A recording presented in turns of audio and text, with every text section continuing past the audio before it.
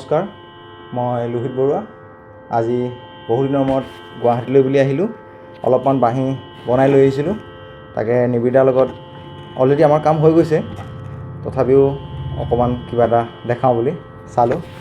তাকে নিবিদা কিবা এটা যদি বজাই শুনাই দিয়া। হয় অলপ আজি ৰাতিপুৱা আহিলে লোহিত, আৰু ই মোৰ পুৰণি বন্ধু, আৰু আজি মোটামুটি কেইবাবছৰ ধৰি মই লোহিতৰ বাঁহী ইউজ কৰি আছোঁ।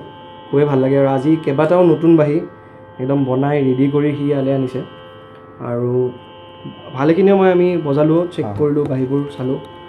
গতিকে যিকোনো কিবা এটা সৰু বাঁহীত বজাম নে ডাঙৰটো বজোৱা, ঠিক আছে, যিকোনো এটা।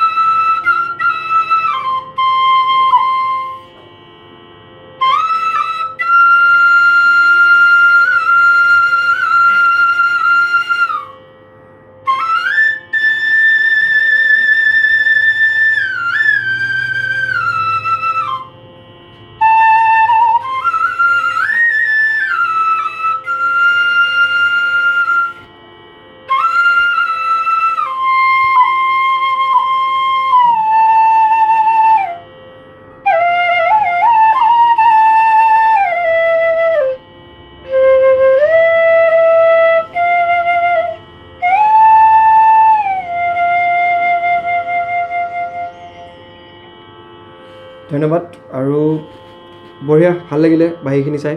ধন্যবাদ। আৰু আশা কৰিছোঁ এনেকৈ তুমি বাঁহী বনাই যোৱা, আৰু নিশ্চয় অসমৰ বাবে আৰু ভাৰতবৰ্ষৰ মানুহৰ বাবে, বাঁহী যিখিনি ছাত্ৰ ছাত্ৰী তেওঁলোকৰ বাবে, প্ৰফেশ্যনেল বাঁহীবাদক তেওঁলোকৰ বাবে, সকলোৰে বাবে তুমি বাঁহী এনেকৈ বনাই যোৱা।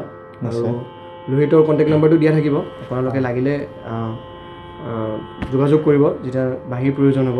লখিমপুৰত ঘৰ, গতিকে চলাই যোৱা এনেকৈ। ধন্যবাদ। স্ক্ৰীণতে নাম্বাৰটো দিয়া থাকিব, যদি প্ৰয়োজন হয় কণ্টেক্ট কৰিবা।